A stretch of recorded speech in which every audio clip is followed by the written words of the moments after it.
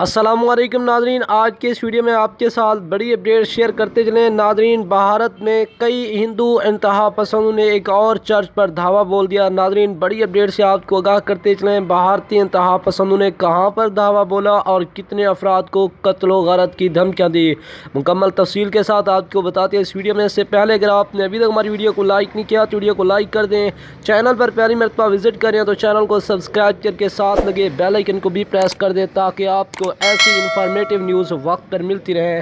تو ناظرین، آپ نے نیچے کمنٹ سیکشن میں یہ ضرور کمنٹ کر کے بتانا، کیا پاکستان میں ہی ایسا مسلمان کرتے ہیں یا پھر انتہا پسندوں میں ہی ایسی خصوصیات پائی جاتی ہیں جو کہ بھارت میں پائے جاتے ہیں۔ ناظرین، بھارت میں ہندو انتہا پسند نے ایک اور چرچ پر دھاوا بول دیا، توڑ پھوڑ کی اور چرچ میں موجود افراد کو قتل کی دھمکیاں دی۔